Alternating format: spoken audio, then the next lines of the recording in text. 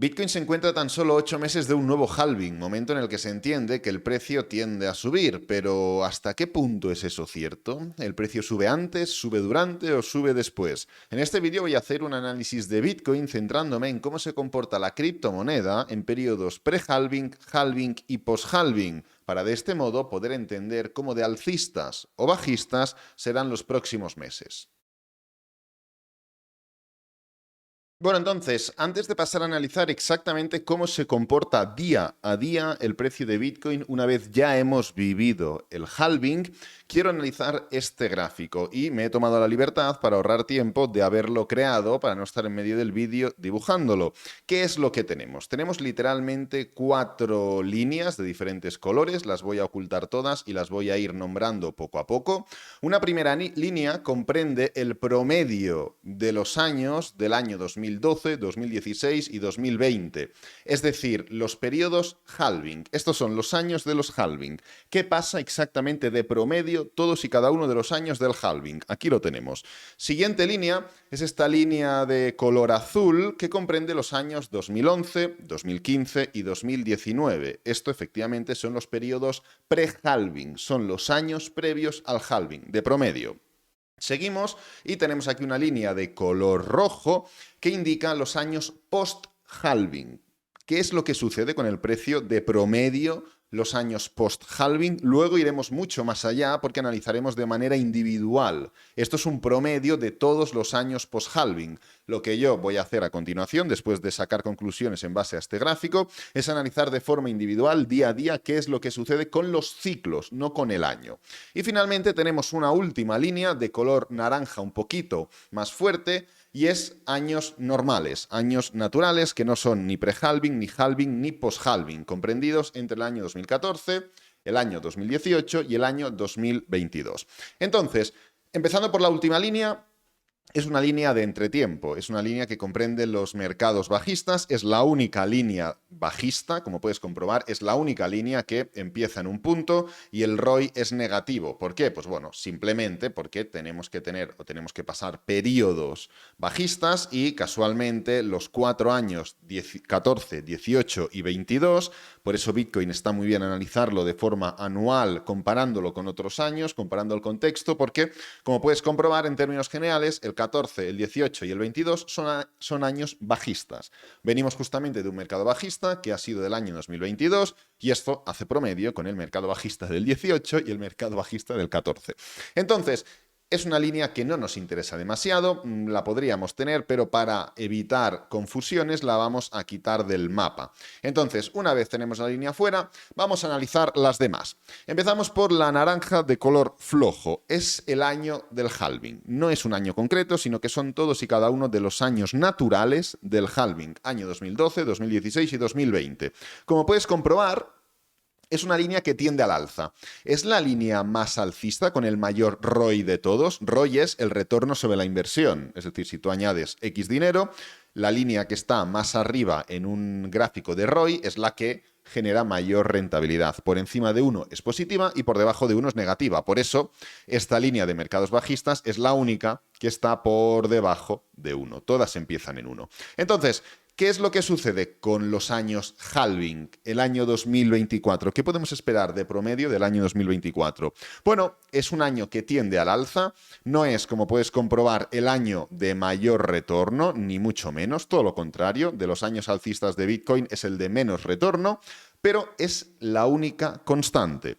Fíjate que es la única que, vamos a quitar un momento las demás, prácticamente solo tiende al alza. Tiene de promedio una pequeña caída durante el primer trimestre, más o menos, un poquito más, mejor dicho, de todos los años, perdón, pero luego, en términos generales, tiende al alza. En comparación con las otras dos, que realmente tienen grandes periodos bajistas. Fíjate cómo el año de pre-halving tiene un gran periodo bajista. Ahora entraremos en ello. Y fíjate cómo también el año post-halving tiene un gran periodo bajista. Pero en términos generales, el año del halving, el promedio de 2012, 16 y 20, es un año muy constante, poquito a poco, poquito a poco, poquito a poco.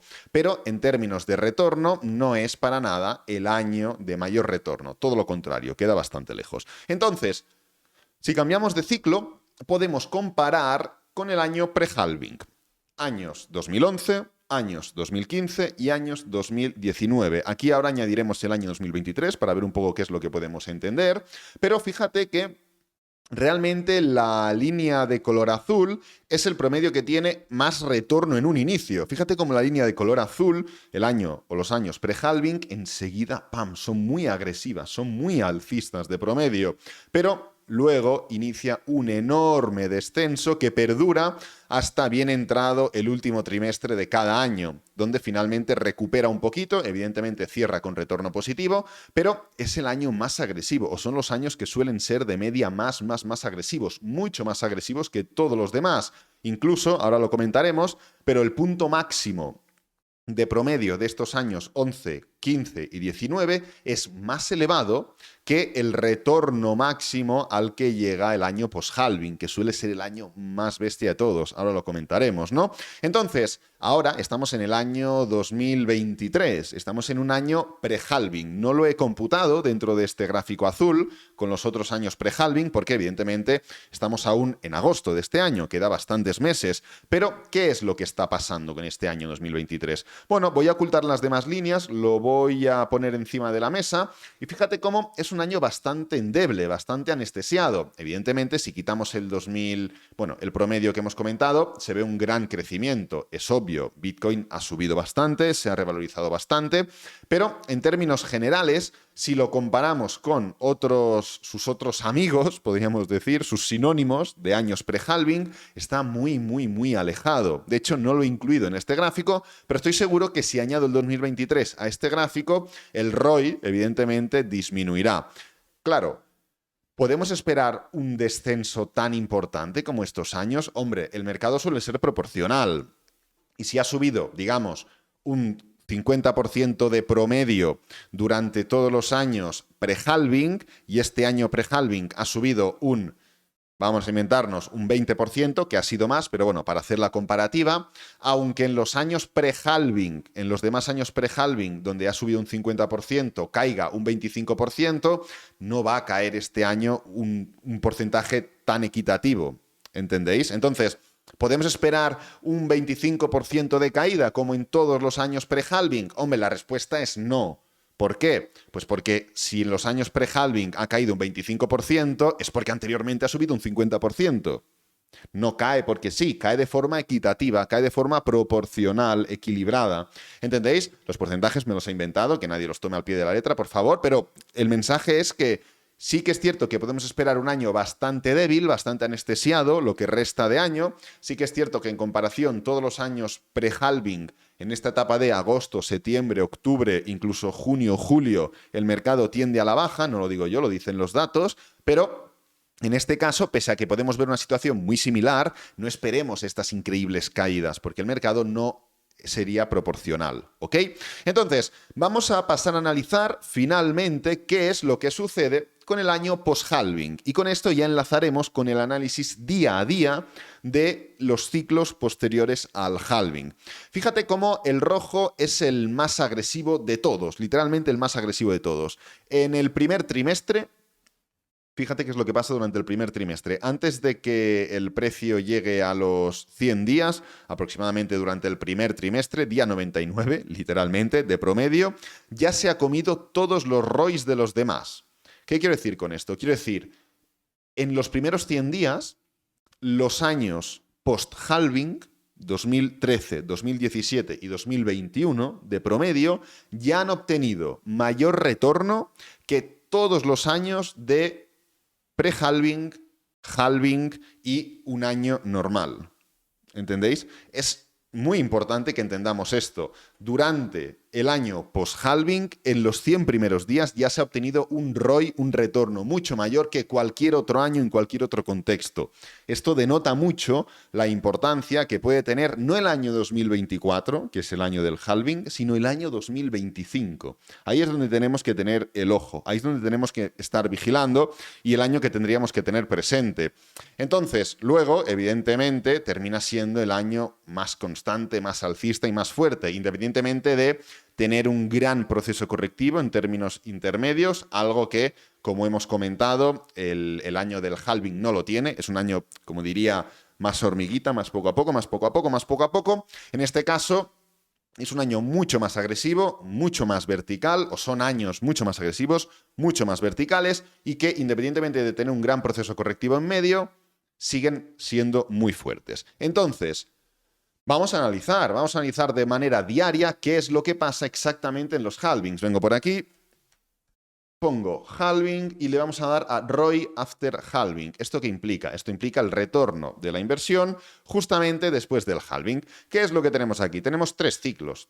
Hemos tenido varios halvings, después del primer halving tenemos un ciclo, otro ciclo y otro ciclo, ¿no?